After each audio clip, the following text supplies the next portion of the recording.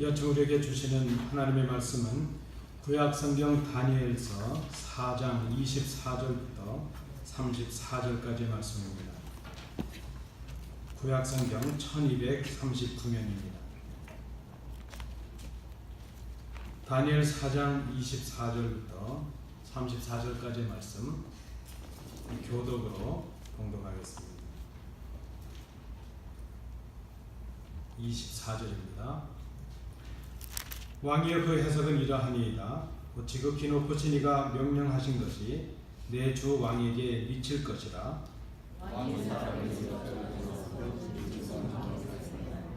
저처럼 불을 하늘 위에 젖을 것이요 이와 같이 일곱 때를 내릴 것이다. 그때에 지극히 높으신 이가 사람의 나라를 다스리시며 자기의 자유로 그의 누구에게 있는 줄 아시리이다. 또 그들이 그 나무 뿌리에 구루터기를 남겨두라 하였으며 하나님이 다스리시는 줄을 왕이 깨달은 후에야 왕의 나라가 견고하리이다. 그런즉 왕이 왕의 나라를 다스리시고 공의를 나누고 지키시고 가난한 자를 이익으로 주시게 하소서. 위하시는 왕의 하나님이 계시나이다.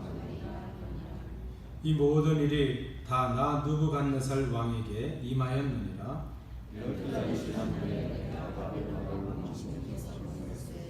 나 왕이 말하여 이르되 이 큰 바벨론은 내가 능력과 권세로 건설하여 나의 도성으로 삼고 이것으로 내 위엄의 영광을 나타낸 것이 아니냐 하였더니 이 말이 아직도 나 왕이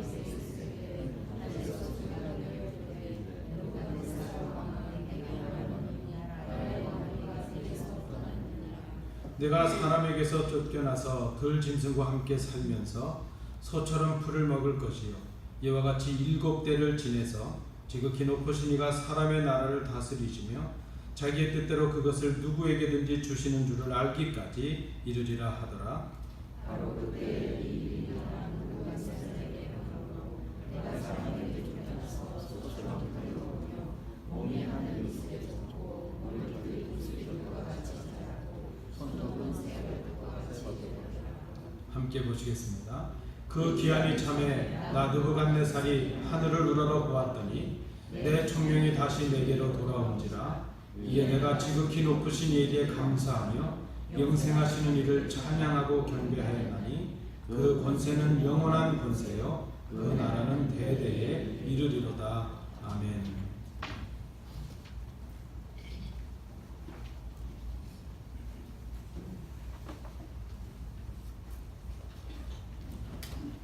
이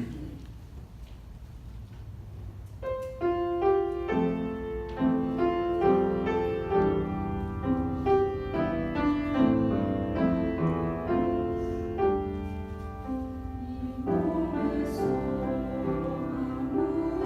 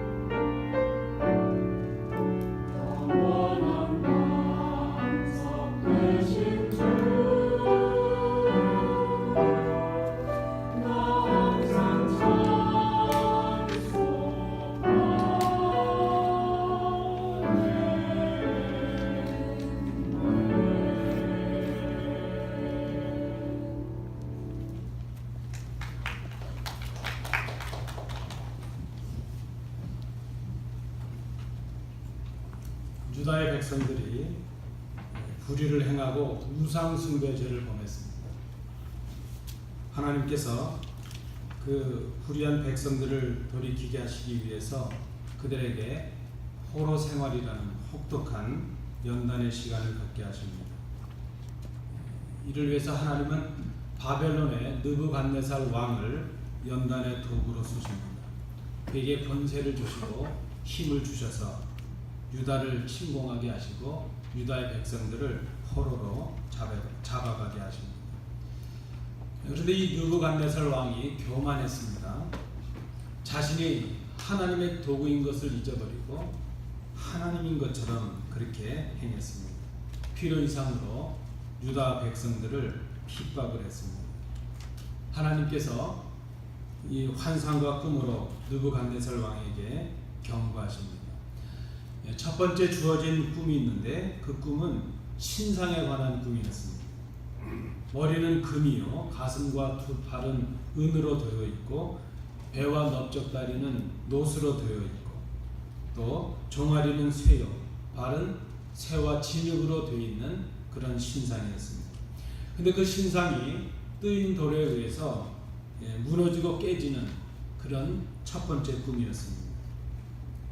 바벨론보다 못한 나라들이 일어나서 그 나라들에 의해서 바벨론 제국이 멸망하게 될 것이고 분열하게 될 것을 꿈으로 경고하신 것입니다.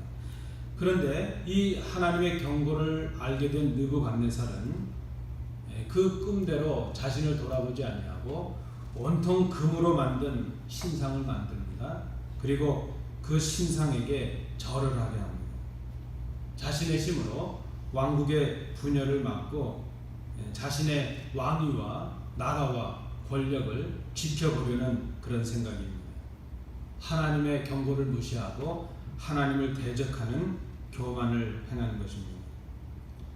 하나님의 경고, 그에게 주어지는 하나님의 경고가 회개를 위한 기회였는데 그가 그 기회를 선용하지 못했습니다. 그런데 하나님께서 다시 두 번째 꿈으로 경고를 주십니다. 이번에는 무성한 나무에 대한 꿈이었습니다. 새들도 깃들이고 짐승도 깃들 수 있는 무성한 나무가 있습니다. 그런데 그 나무가 베어지고 이제 그루터기만 남게 되는, 밑둥만 남게 되는 그런 꿈이었습니다. 다니엘이 이 꿈을 꾼 느부갓네살이 다니엘에게 이 꿈을 알려줍니다. 그리고 해석을 요청합니다. 다니엘이 주저할 수밖에 없습니다.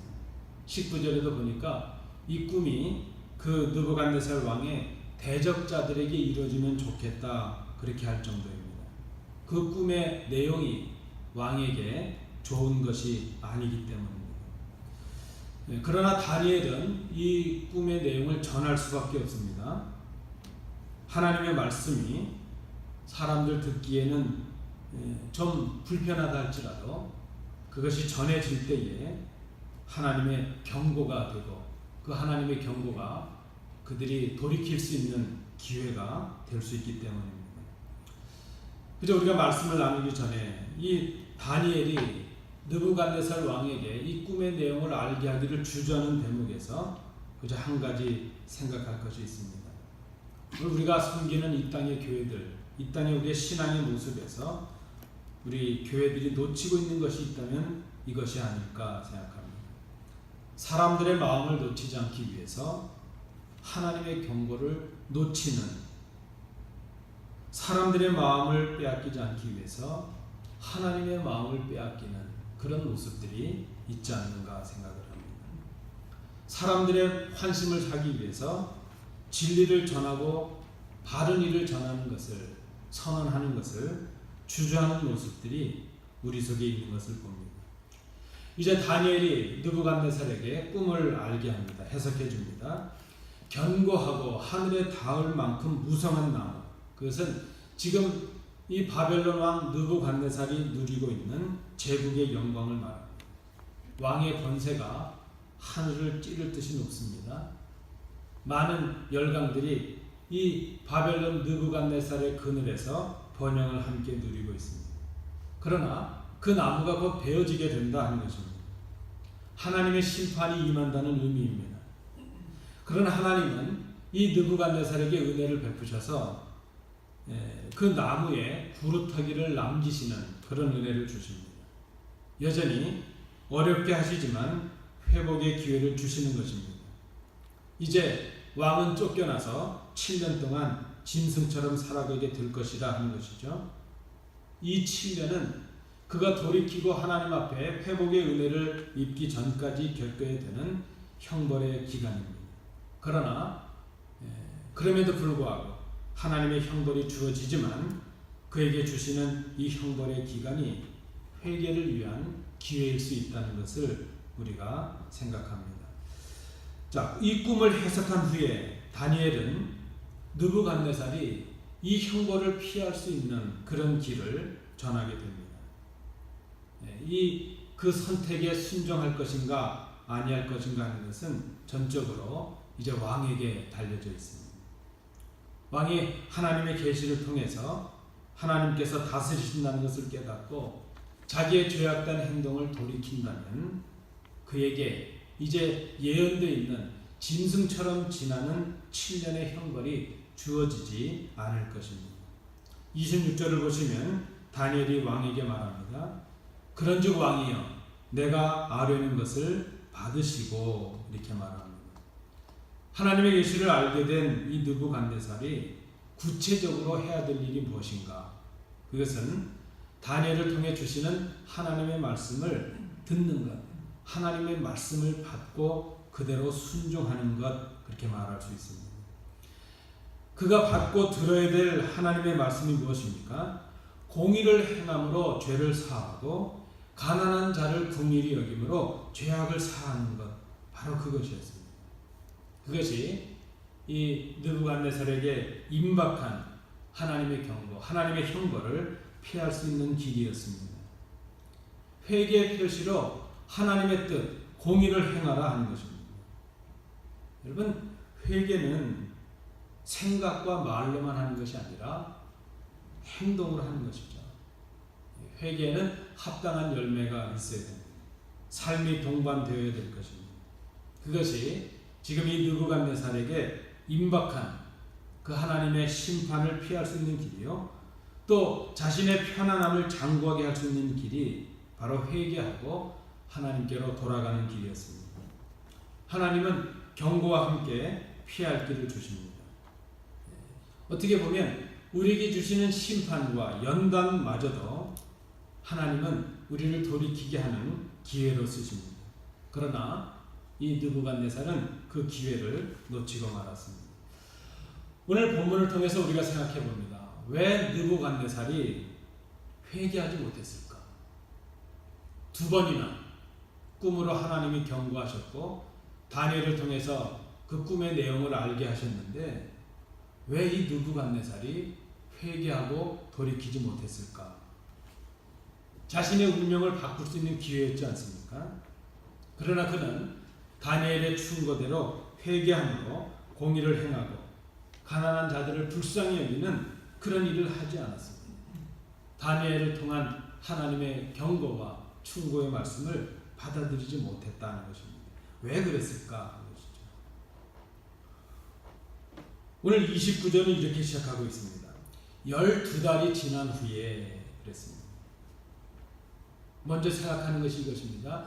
왜 느부갓네살이 그 경고의 말씀을 듣고도 바로 돌이키지 못했을까? 경고의 말씀을 듣고 12달, 1년이 지나도록 아무 일이 없었기 때문이라는 것입니다. 만약에 이 느부갓네살이 경고의 말씀을 듣고 그 다음 날부터 뭔가 심판이 시작됐다면 아마 그가 깨닫고 돌이켰을지 모를 일입니다. 하나님의 경고는 주어졌는데 구체적인 심판의 내용이 주어졌는데 아무 일이 없는 것입니다. 1년이 지나가도록.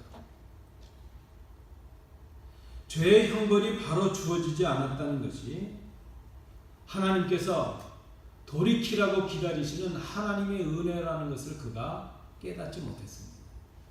죄를 지었는데 경고가 주어지고 심판이 주어졌는데 아무 일이 없으니까 그가 하나님께로 돌아가지 못했다는 것입니다.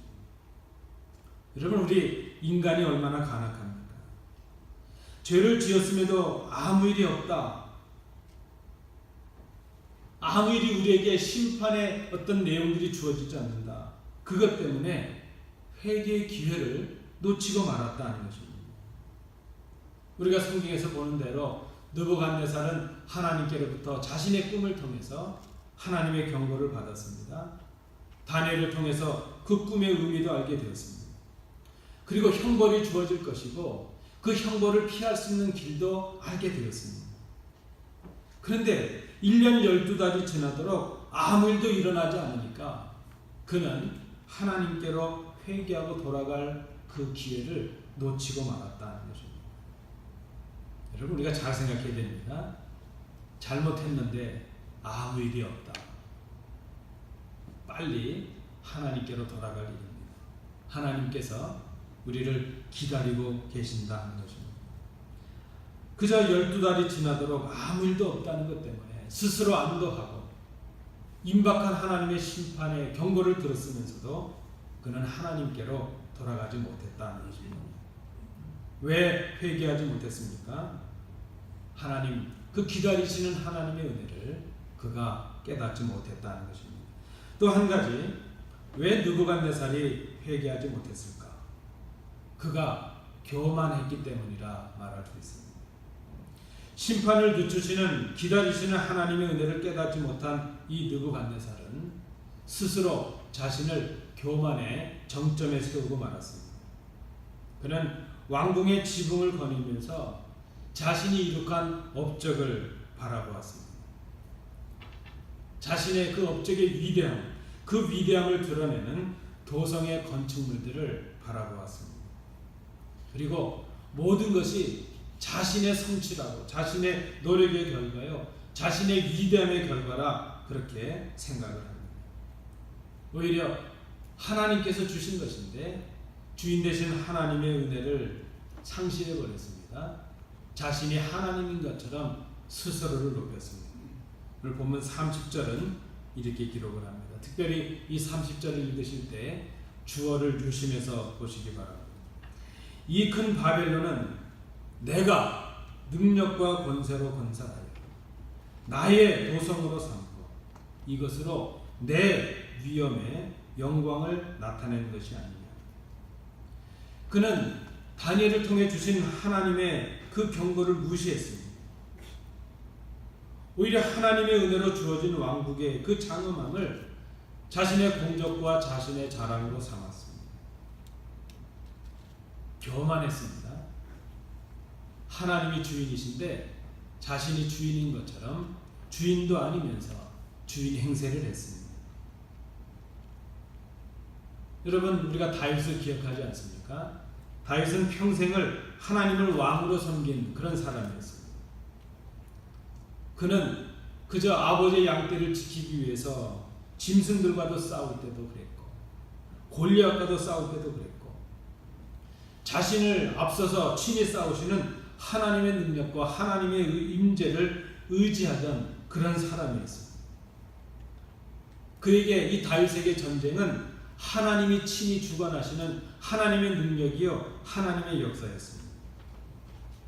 그런데 이 다윗이 영적인 긴장감을 상실해버리고 말았습니다. 온 이스라엘 군대가 암몬과 전쟁을 치르고 있습니다. 이스라엘 군대가 라빠성을 에워싸고 있습니다. 그는 전시 상황이라는 그 비상 상황임에도 불구하고 그날 편안하게 예루살렘 궁에 머물고 있습니다. 더 이상 하나님을 의지하지 않습니다. 그는 교만했습니다. 이제 전쟁 정도는 하나님의 도움이 없이도 자신의 능력 있는 부하들과 자신이 가진 군사력, 자신의 힘 가지고도 충분하다 그런 생각을 합니다. 하나님의 은혜를 상실해버린 이 다윗은 왕궁의 지붕에서 그저 편안하게 왕궁 아래를 바라봅니다. 그 높은 왕궁의 지붕에서 하나님을 우러러보지 않습니다. 자신을 낮추고 낮춰서 하나님의 능력을 의지했던 이 다윗이 이제 높은 곳에서 아래를 내려다보면서 더 이상 하나님의 은혜를 구하지 않습니다. 그때 그에게 보여진 것은 목욕하는 여인이었습니다. 다윗은 그 여인을 범하고 말았습니다. 그리고 그 죄를 감추기 위해서 그 충직한 자신의 군사인 우리아를 적진에 보내서 죽게 하는, 교사하는 엄청난 죄를 범하고 말았습니다. 그가 그때 그 다윗이 있었던 곳이 바로 자신을 돌아보는 낮은 자리가 아니라 자신의 업적을 자랑하던 높은 왕궁이, 왕궁 지붕 위에 그가 있었다 하는 것이죠.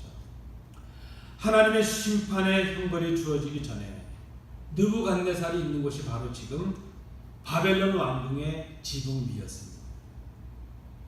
하나님께서 모든 것을 주셨는데 하나님께서 주신 것을 자신의 것이라고 생각을 합니다. 하나님이 이루어 주셨는데 그것을 자신이 이루었다고 생각을 합니다. 자신의 능력이요, 자신의 힘이라고 생각하는 자신의 권력의 정점에 서서 모든 것이 자신의 성취라고 생각하고 하나님께 돌려야 될 영광을 자신의 것으로 가로채고 있습니다. 하나님이 주인이신데 자신이 주인이 되었습니다. 이 교만과 폐역의 극치에 서 있었던 곳이 바로 바벨론 왕궁의 지붕 위였습니다. 하나님도 없고 하나님의 은혜도 사라지고 나만 남겨진 자리, 그 자리가 바로 교만의 정점의 자리였습니다.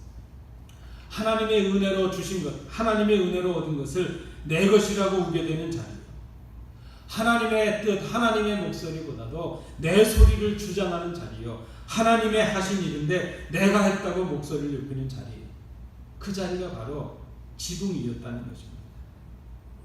하나님께서 주셨고 하나님이 있게 하신 것인데 내가 있게 했고 내 것이라고 고집하는 자리가 바로 교만의 자리, 왕궁의 지붕 위였습니다. 느부갓네살 왕이 지금 왕궁의 지붕 위에서 교만의 정점에 서 있습니다. 여러분, 그런데 그때 포로로 짓밟혔던 유다 백성들이 있는 곳은 바벨론 강가의 눈물의 자리였습니다. 시편 137편 1절 말씀에 보면 하나님의 연단을 받아서 70년의 포로 생활을 하고 있었던 그 이스라엘 유다의 백성들이 그 눈물의 자리, 연단의 자리에서 비로소 하나님의 은혜를 깨닫게 되었습니다. 시편 137편 1절 말씀에 보면 그들은 바벨론의 여러 강가에 앉아서 시온을 기억하며 울었다, 그렇게 기록을 하고 있습니다. 여러분 잘 아시는 그 유명한 곡 중에 히브리 노예들의 합창이라는 곡이 있지 않습니까? 포로로 끌려와서 70년 동안 눈물의 자리를 경험하면서 비로소 자기들이 예루살렘 성전에서 하나님께 드리던 예배를 기억하고 그것이 하나님의 은혜였음을 기억하고 자신들이 돌아가야 될 자리가 바로 예루살렘, 자신들의 본향인 것을 기억했던 그 이스라엘 백성들, 그들이 눈물로 그 자리, 낮은 자리에서 하나님께 울부짖던 모습, 그것이 바로 그들이 서 있는 연단의 자리였다는 것입니다. 왜 포로된 유다 백성들이 강변의 지역에 있었을까? 여러분, 에스겔서는 여러분 아시는 대로 포로 생활을 하고 있었던 포로 백성들에게 주어지는 하나님의 예언의 말씀입니다. 포로 생활 속에 있었던 에스겔에게 하나님께서 그 백성들을 이끌어내라고 소명을 주시는 장면이 나옵니다. 에스겔서 1장 1절 3절 말씀에 그 소명을 받는 장면에 보면 그 이스라엘 백성 중에 이 에스겔이 소명을 받고 있는 그 장소가 바로 갈대아 땅 그발 강가였다, 이렇게 기록을 합니다. 그리고 에스겔 3장 15절 말씀에 보면 그 강가 지역의 이름이 델 아빕이라는 지역입니다. 델 아빕이라는 그 뜻이 무엇인가 하면 홍수로 인해서 폐허가 된 곳, 그런 뜻입니다. 우리가 역사적으로 생각해 볼 수 있습니다. 바벨론은 포로로 잡아온 유다 백성들을 홍수로 인해서 폐허가 된 그 땅에 보내버린 것이죠. 사람이 전혀 살 수 없는 그곳에 가서 그들이 이제 살아남기 위해서 그 땅을 개간하고 개척해서 살만한 땅으로 만들게 하기 위해서 이스라엘에서 잡아온 포로들을 사람이 전혀 살 수 없는 델아비 강가 지역으로 홍수로 인해서 폐허가 된 땅에 이제 그들을 다 보내버린 것입니다. 바벨론의 포로로 잡혀온 이 하나님의 백성들, 유다 백성들은 사람이 도저히 살 수 없는 그 폐허 땅에 가서 그곳에서 비로소 그 하나님의 연단의 자리에서, 그 낮은 자리에서 그동안 자기들이 누렸던 것이 하나님의 은혜였음을 깨닫게 됩니다. 자신들의 주인이 하나님이었음을 깨닫게 되고 자신들이 하나님을 떠난 결과로 이 낮은 자리, 연단을 받게 되었다는 것을 그들이 비로소 깨닫게 됩니다. 그리고 그 모진 고생의 자리, 그 눈물의 자리, 그 핍박의 자리에서 하나님을 향하여 눈물로 호소합니다. 비로소 자신들이 하나님의 백성인 것을 깨닫게 되었습니다. 자신들이 돌아가야 될 땅이 바벨론이 아니라 예루살렘임을 기억합니다.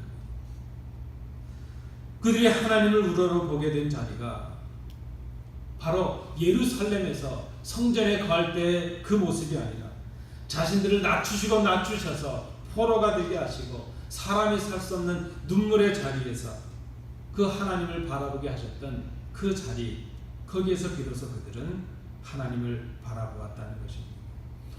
여러분, 이 다니엘서가 주전 6세기의 상황을 담고 있습니다.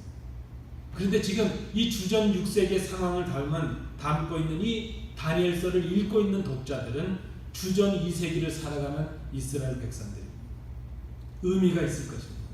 주전 2세기 이스라엘은 풍전등화의 위기 속에 있습니다. 외세의 침입으로 인해서 이제 나라가 멸망될 위기 속에 있습니다. 그 주전 2세기를 살아가는 백성들에게 이 다니엘서를 통해서 주시는 메시지가 무엇입니까? 느부갓네살이 7년의 그 형벌을 받고서도 비로소 그때 그 낮은 자리에서 깨닫고 하나님께 돌이킬 때에 하나님께서 남기신 구루터기의 은혜를 통해서 회복의 은혜를 입었던 것처럼 너희들의 조상들이 배역하고 폐역하여 70년의 포로 생활을 살았지만 그 낮은 연단의 자리에서 하나님께로 돌아올 때에 하나님께서 회복의 은혜를 주시고 다시 예루살렘으로 돌아올 수 있는 기회를 주셨던 것처럼 지금 너희들이 당하는 이 고난과 위기의 자리에서, 이 연단의 자리에서, 이 낮은 자리에서 겸손히 하나님께 울부짖고 하나님께 돌아오며 느부갓네살에게 주셨던 것처럼 너희들 조상들에게 주셨던 그 은혜를 너희들에게도 주시겠다. 바로 그 메시지를 이 말씀을 통해서 주고 있다 볼 수 있습니다. 오늘 이 말씀을 받는 우리들이 그 은혜를 그대로 받습니다. 느부갓네살이 7년의 생활을 통해서 짐승처럼 살았던 7년의 그 고통을 통해서 하나님의 능력을 깨달았던 것처럼 이스라엘 백성들이 70년의 포로 생활을 통해서 비로소 그때야 그 연단의 낮은 자리에서 하나님의 은혜를 기억했던 것처럼 오늘 우리가 당하는 이 고난의 자리, 우리가 당하는 역경의 자리, 하나님께서 낮추신 이 자리에서 우리가 깨달아야 될 것은 하나님의 능력을 깨닫고 하나님의 주인 되심을 깨닫고 하나님께 돌아가는 것이다 하는 것입니다. 오늘 다시 본문을 보십시오. 이 도성이 내 것이라는 그런 느부갓네살의 말이 채 끝나기도 전에 하늘에서 소리가 들립니다. 31절입니다. 느부갓네살 왕아, 내게 말하노니 나라의 왕위가 내게서 떠났느니라. 그에게 1년 전에 주어졌던 그 하나님의 경고의 말씀이 그대로 이루어집니다. 자신을 섬기던 사람들에게서 쫓겨남을 당합니다. 소처럼 풀을 뜯게 됩니다. 몸이 하늘 이슬해졌고 머리털이 독수리 털과 같이 자라게 됩니다. 손톱은 새 발톱과 같이 되었습니다. 짐승의 삶을 사는 그런 형벌을 받게 되었습니다. 느부갓네살은 하나님의 형벌을 받아 7년의 세월을 지나게 됩니다. 그런데 7년의 세월을 짐승처럼 지난 후에 비로소 그가 깨닫게 됩니다. 하나님이 주인이시다는 것, 자신에게 이 모든 것을 허락하신 분이 바로 하나님이시라는 것을 그때서 깨닫습니다. 하나님께서 남기신 구루터기를 통하여 하나님의 은혜를 입게 되는 이 느부갓네살의 모습을 봅니다. 지금 특별히 이 다니엘서 4장에 고백된 내용은 느부갓네살 왕이 회상하면서 자기의 경험을 고백하고 있는 내용입니다. 34절의 고백을 여러분 보시기 바랍니다. 그 기한이 참에 나 느부갓네살이 하늘을 우러러 보았더니 내 총명이 다시 내게로 돌아온지라. 이에 내가 지극히 높으신 이에게 감사하며 영생하시는 이를 찬양하고 경배하였나니 그 권세는 영원한 권세요 그 나라는 대대에 이르리로다. 그는 꿈으로 주신 하나님의 경고의 말씀을 무시했습니다. 회개의 기회를 놓치고 말았습니다. 그는 하나님의 형벌을 당하서야 그 7년의 짐승의 세월을 보내고서야 비로소 깨닫게 되었습니다. 그러나 그가 그 7년의 형벌의 기간을 통해서 깨닫게 된 것도 하나님의 은혜였습니다. 그루터기를 남기시는 하나님의 은혜였습니다. 그는 형벌의 낮은 자리에서 비로소 하나님을 바라보게 되었습니다. 이스라엘은 하나님의 숱한 경고의 말씀을 무시했습니다. 결국 그들은 70년의 형벌을 받아서 바벨론의 포로로 끌려가게 되었습니다. 그러나 그들은 바벨론의 포로의 자리에서 그 사람이 설 수 없는 강가의 그 눈물의 자리에서 하나님을 바라보고 깨닫게 되었습니다. 여러분, 하나님의 경고의 말씀을 들을 때 하나님께로 돌이키는 사람은 참 지혜로운 사람입니다. 그러나 우리가 하나님의 은혜를 채 깨닫지 못해서 하나님의 경고를 무시하게 된다 할지라도 때로 우리가 하나님께서 우리를 낮은 자리에 두시고 연단의 자리에 두신다 할지라도 그 연단의 자리에서도 하나님의 은혜를 깨닫는 사람이라면 그들은 남기시는 부르트기를 남기시는 하나님의 은혜로 회복의 은혜를 입을 수 있는 사람입니다. 오늘 우리가 이 말씀을 통해 깨달아야 될 것이 바로 그것입니다. 하나님은 구루터기를 남기십니다. 우리가 하나님께로 회개하고 돌아오기를 원하십니다. 때로 우리가 너무나도 높아서 하나님은 우리를 낮은 자리에 두시기도 하십니다. 교회적으로도 가정적으로도 개인적으로도 하나님 우리를 연단의 자리에도 두십니다. 눈물의 자리를 경험하기도 하십니다. 느부갓네살처럼 7년의 짐승의 세월을 지나기도 하시고 이스라엘 백성들처럼 70년의 포로 생활을 경험하기도 하십니다. 그러나 우리가 기억할 것이 있습니다. 하나님은 그래도 우리에게 그루터기를 남기셔서 우리로 하여금 돌아오기를 원하고 계신다는 것입니다. 이 말씀을 우리가 기억해야 될 것입니다. 하나님의 경고의 말씀은 회개의 기회입니다. 우리가 당하는 연단의 자리가 하나님께로 돌아오게 하시는 하나님의 사랑의 자리입니다. 그 낮은 자리에서 겸손하게 자신을 낮추고 우리를 향하신 하나님의 그 사랑을 깨닫고 눈물로 하나님께 돌아가는 자들에게 하나님께서 은혜를 주십니다. 하나님의 사랑이 우리에게 임하고 있습니다. 때리시는 자리, 아픈 그 자리도 우리를 향하신 하나님의 사랑인 것을 우리가 깨달을 수 있어야 됩니다. 높은 자리에 있을 때에 하나님의 경고의 말씀을 들을 때에 우리를 돌아봐야 될 것입니다. 우리가 지금 낮은 자리에 있고 역경의 자리에 있고 고난의 자리에 있을 때에도 하나님의 사랑을 의지하고 그 자리에서 하나님을 바라볼 수 있어야 될 것입니다. 이 말씀을 통해서 우리가 깨달아야 될 것입니다. 내가 지금 어디에 있는가? 우리 교회가 지금 어디에 있는가? 느부갓네살처럼 다윗처럼 바벨론의 그 왕궁의 높은 지붕 위에서 나를 자랑하고 하나님 없는 내 모습을 가지고 있는가? 아니면 7년의 경험을 했던 느부갓네살처럼 70년의 포로 생활을 했던 유다 백성들처럼 낮은 자리, 눈물의 자리에서 하나님을 바라보고 있는가? 우리의 모습을 정직하게 돌아보는 이 아침 되시기 바랍니다. 기도합니다. 은혜로우신 아버지 하나님, 다니엘을 통해 주시는 이 말씀을 저희들이 마음으로 받습니다. 내가 지금 서 있는 자리가 어디인가를 생각합니다. 우리를 향하신 그 하나님의 사랑의 음성을 기다리시는 하나님의 은혜를 저희들이 그대로 받고 순종하는 저희들이 되게 하옵소서. 하나님께로 돌아가는 것이 우리에게 주신 기회요 생명의 길임을 깨닫게 하옵소서. 예수님 이름으로 기도하옵나이다. 아멘.